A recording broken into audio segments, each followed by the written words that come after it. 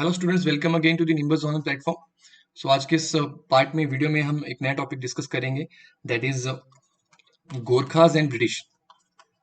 ये हमारा टॉपिक होगा डिस्कशन का। देखिए, इससे पहले हमने डिस्कस किया था Gorkhas and hill states. Gorkhas and hill state हमने डिस्कस किया था और उसमें देखा था कि किस तरह से गोरखाओं को इनवाइट किया जाता है भाई महान चंद ऑफ कहलूर।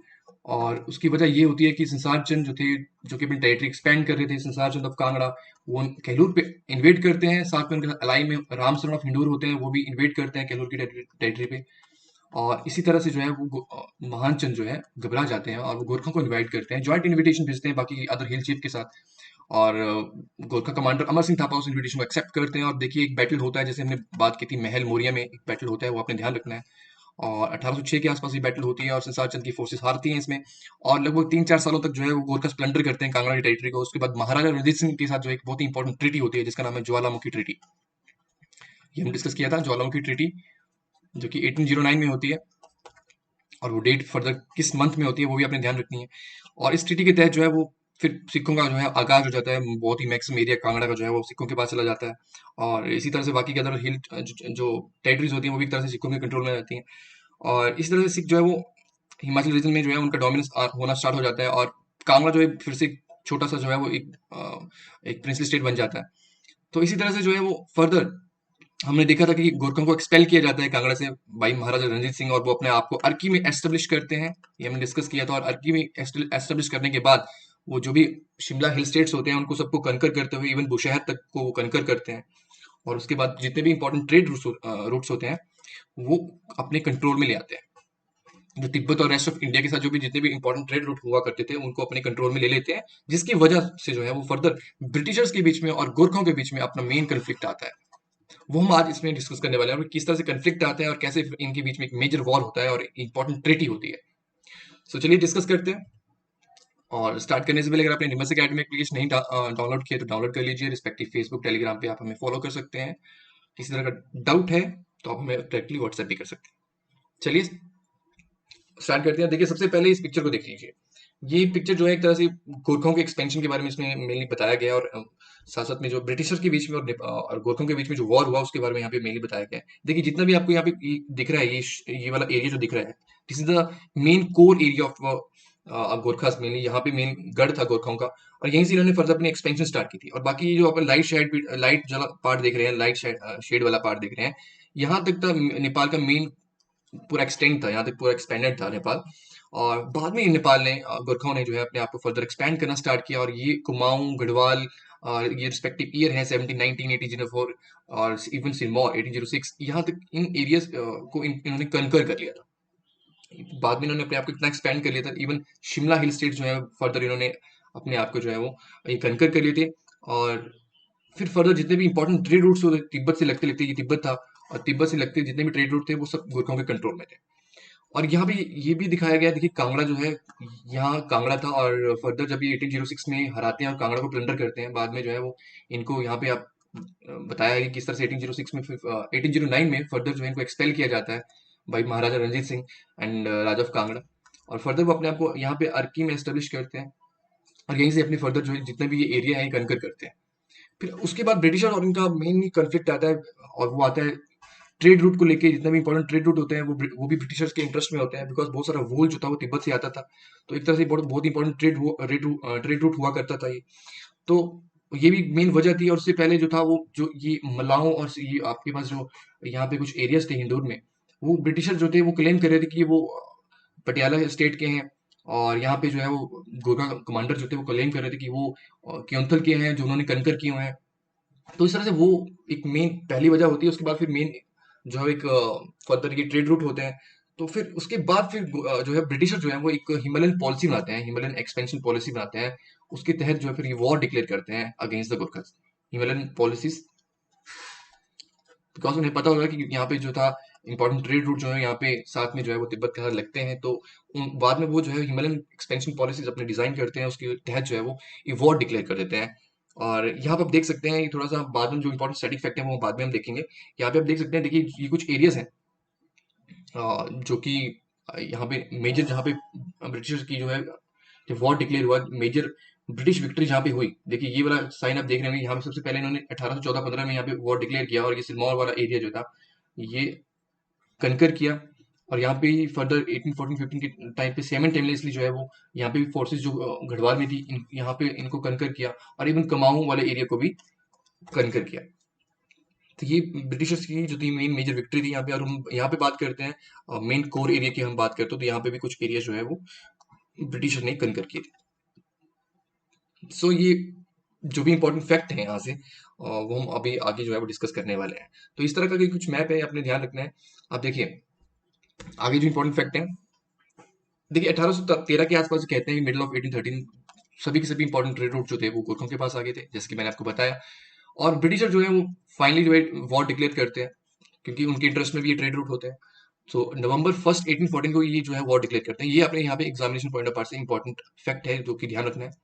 उसके बाद ब्रिटिशर जो है एक 4 सेपरेट डिवीजन में जो है वो ट्रूप्स को डिवाइड करते हैं और जो है वो अलग अलग जगह पे जो है वो अटैक करते हैं। और सबसे मेन इंपॉर्टेंट कमांड जो होती है वो जनरल डेविड ऑक्टरलोनी, ये नाम आप ध्यान रखेंगे, जनरल डेविड ऑक्टरलोनी और मेजर जनरल रोलो ग्लेस्पी, इनके ऊपर होती है। देखिए ऑक्टरलोनी के पास जितना भी शिमला हिल्स और सिरमौर वाले एरिया होते हैं ये ऑक्टरलोनी के पास होते हैं। और यहाँ पे मेजर जनरल ग्लेस्पी के पास जो है गढ़वाल और कुमाऊं वाले इनको इन जो है वो कमांड दी होती है कि आप इनको जो कनकर करेंगे।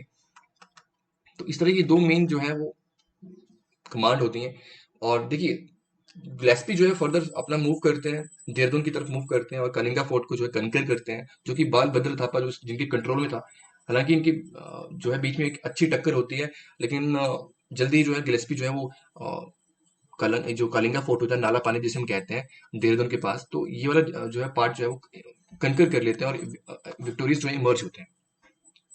और वहीं पे आगे फिर फर्दर जो है वो जैतक फोर्ट जो था वो रणजौर सिंह थापा के पास होता है, तो वहां पे ट्रूप जाते हैं। डेविड ऑक्टरलोनी जो है वहां पे भी फर्दर ट्रूप्स भेजते हैं।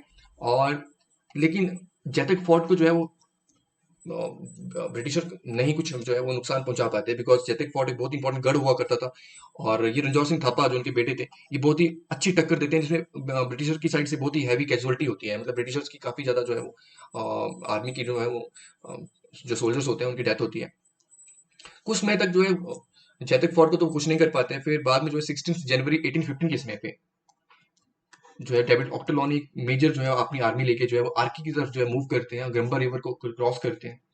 और ये सुन के जब अमर सिंह थापा को ये पता चलता है कि बहुत हैवी जो है वो आर्मरी जो है वो आर्मी जो है वो आ रही है, तो वो जो है वो मलाउंग फोर्ट की तरफ जो है वो अपना जो है वो आर्की से मलाउंग फोर्ट की तरफ जो है वो मूव करते हैं।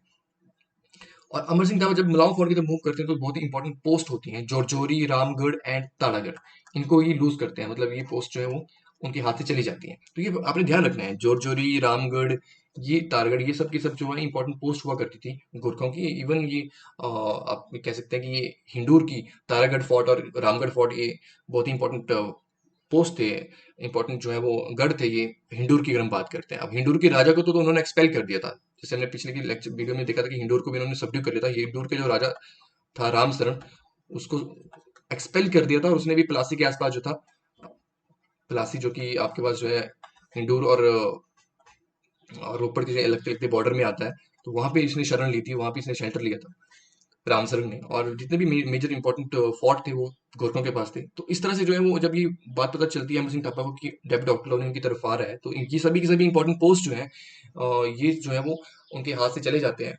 और ब्रिटिशर जो है वो साइमल्टेनियसली कुछ ट्रूप्स ऐसे होते हैं जो कि जुब्बल की तरफ मूव करते हैं और चूरधार पीक क्रॉस करके चौपाल में वो है विक्ट्री करते हैं। चौपाल में जो है वो जो भी एक छोटा सा गढ़ होता है उसको जो है कनकर करते हैं।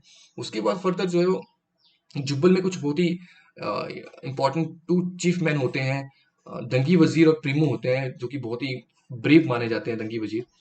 और उन्होंने जो है वो सीक्रेटली ये मिलते हैं ब्रिटिशर्स के साथ और प्लान करते हैं और इकट्ठे होके जो है वो अटैक करते हैं रविंगढ़ फोर्ट पे और चौपाल वाला पार्ट जो है उसको कनकर करते हैं। तो 15 मार्च 1815 के समय पे इनकी विक्ट्री होती है, चौपाल विक्ट्री होती है। ये थोड़ा एग्जामिनेशन पॉइंट ऑफ पार्ट से आपने थोड़ा ध्यान रखना है इस पार्ट को।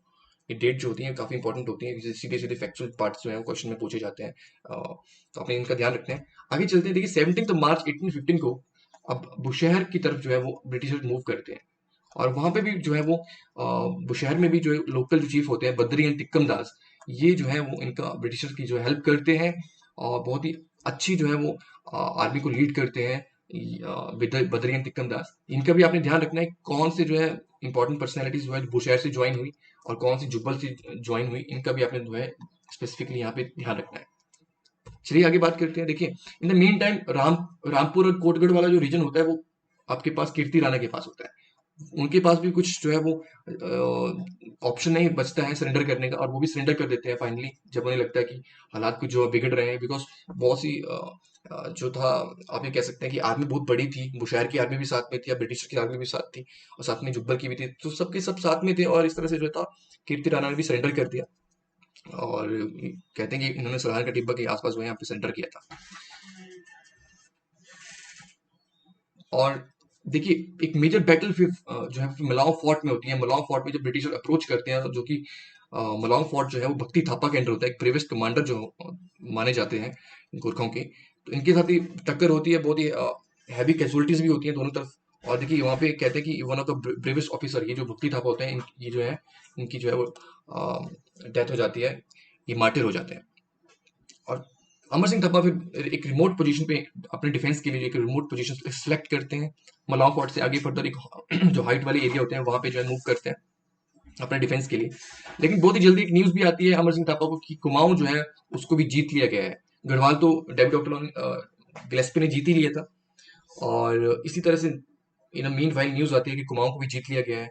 और बाद में रणजौर सिंह थापा भी बहुत समय तक जो है वो रेजिस्ट नहीं करते हैं। रणजौर सिंह थापा भी जो है वो जो है वो भी हार जाते हैं, और एक तरह से जैतिक फोर्ट भी उनके कंट्रोल में आता है, ब्रिटिशर्स के कंट्रोल में आता है। तो फाइनली सारे के सारे सर्कमस्टांसेस ऐसे बन जाते हैं अमर सिंह थापा के आगे कि उनको फाइनली सरेंडर करना ही पड़ता है। सरेंडर कब करते हैं ये आपने ध्यान रखना है, November 28, 1815, क्योंकि ये डेट इंपॉर्टेंट है। सरेंडर करते हैं, और इसी के साथ बाद में जो है एक ट्रिटी होती है, बहुत ही important treaty, Sugauli, treaty of Sugauli. ये फॉर्मली, ध्यान रखेंगे, फॉर्मली साइन होती है 2 दिसंबर 1815 को, और ये होती है अमर सिंह थापा और डेविड ऑक्टरलोनी के बीच में। देखिए, ये फॉर्मली की मैंने बात की, आपने कंफ्यूज नहीं होना है, क्योंकि ये फॉर्मली सिग्नेटरी थे, मेन सिग्नेटरी नहीं थे। और बाद में जो है इंपॉर्टेंट ट्रिटी जो है ये रेटिफाइड होती है 4 मार्च 1816 को। ये अपने ध्यान रखते हैं। अब क्वेश्चन अगर आपको आता है कि ट्रिटी ऑफ सुगौली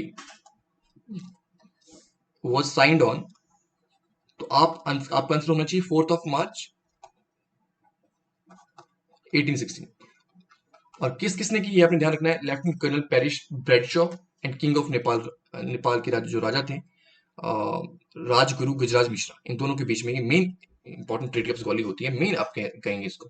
अब देखिए, अगर आपको क्वेश्चन आता है कि treaty of Sugauli formally signed on, formally कब साइन हुई थी, तो 2 दिसंबर 1815, ये आपका आंसर होना चाहिए। तो इस तरह से आपने ये ध्यान रखना, कंफ्यूज नहीं होना है। उसके बाद देखिए, कहते हैं ट्रीटी ऑफ सुगौली को सुपरसीड किया गया दिसंबर 1923 में, इस with the treaty of perpetual peace, इस तरह से सुपरसीड हुआ। पहली ट्रीटी ऑफ सुगौली जो थी, इस तरह से ट्रीटी ऑफ सुगौली के नाम से इसको जाना जाता था। बाद में जो है इसे ट्रीटी ऑफ परपेचुअल पीस के नाम से फिर जाना गया, एंड फ्रेंडशिप, दिसंबर 1923, ये डेट आपने थोड़ा ध्यान रखनी है। उसके बाद कहते हैं कि आफ्टर इंडिपेंडेंस इंडिया के साथ एक सेपरेट ट्रीटी होती है 1950 में, जिसके साथ नेपाल और इंडिया के साथ फिर एक अलग से एक नए फ्रेश रिलेशन जो है वो बन जाते हैं। तो इस तरह से ये सिनेरियो रहता है। इंपॉर्टेंट, ये ट्रीटी ऑफ सिगौली जो है बहुत इंपॉर्टेंट है, और यहाँ इनके जो इंपॉर्टेंट डेट है इनका आपने थोड़ा ध्यान रखना है। और इसी तरह से जो है फर्दर जो है वो गोरखों को, ये सभी के सभी जो एरियाज हैं इस ट्रीटी के तहत, जितना भी शिमला हिल स्टेट्स के जो एरियाज हैं, कुमाऊं गढ़वाल वाले रीजन है, ये इनको छोड़ने ही पड़ते हैं, ये ब्रिटिशों के डायरेक्ट कंट्रोल में आ जाते हैं। और एक बाउंड्री भी फिक्स होती है। और मैं वापस जो है पिक्चर में जाता हूँ। देखिए बाउंड्री जो है यहाँ पे महाकाली जो पार्ट है, इस तरह से जो है इसके बाउंड्री को फिक्स किया जाता है। इस तरफ वाला एरिया नेपाल के पास आता है। अगर हम यहाँ पे घाघरा रिवर की बात करते हैं, तो यहाँ पे ये भी बाउंड्री डिसाइड हो जाती है। तो यहाँ पे जो है वो इस ट्रीटी के तहत जो है इस तरह से बाउंड्री भी डिसाइड हो जाती है, और गोरखों का एक लिमिटेड एरिया रह जाता है, जो कि प्रेजेंटली हम जिसको नेपाल कहते हैं। जितना नेपाल अभी है प्रेजेंटली, इस तरह से फिर नेपाल, उसके बाद फिर नेपाल उतना ही रहता है। और नेपाल को ऐसा भी कहा जाता है कि नेपाल कभी जो है किसी के अंडर नहीं हुआ, किसी का गुलाम नहीं हुआ। सो उसकी वजह भी जो है ये भी थी कि जो यहाँ किसके सोल्जर थे, गोरखों के सोल्जर, ये भी ब्रेव थे, और उनको हिमालयन का अच्छे से पता भी था, एक काफी टेरन जो एरिया में रहते थे। और इन एक्सेसिबल एरिया होने के बावजूद, इन एक्सेसिबल एरिया की वजह से ब्रिटिशर ने फर्दर इनको जो है वो फर्दर इनके बीच में आपस में कोई कन्फ्लिक्ट नहीं हुए, ना ही ब्रिटिशर का इंटरेस्ट जो था इसकी तरफ, इस राज्य की तरफ था, इस देश की तरफ था। तो इसी तरह से नेपाल फिर इस तरह से लिमिटेड हो जाता है, इतना ही रहता है जितना भी ये प्रेजेंट में है। तो इन सब बातों का, इन फैक्ट से आपने ध्यान रखना है, जो भी हमने डिस्कस किया, गोरखा एंड ब्रिटिश, इस तरह की इनकी कहानी थी, और कैसे गोरखा जो है वो हिमालयन वाले पार्ट को जो है कनकर करने चले होते हैं, और कैसे गोरखा जो है फिर फर्दर जो है लिमिटेड हो जाते हैं, जो इनके बीच में मेन गोरखा और ब्रिटिशर के बीच में जो मेन वॉर होता है। और जो भी इंपॉर्टेंट डेट्स हमने जो है, ट्रीटी ऑफ सुगौली की डेट है, कब ये वॉर डिक्लेयर हुआ, इन सब डेट्स का आपने जो है वो ध्यान रखना है। किसी तरह का डाउट है तो आप मुझे बताइए। Till then, thank you so much, take care.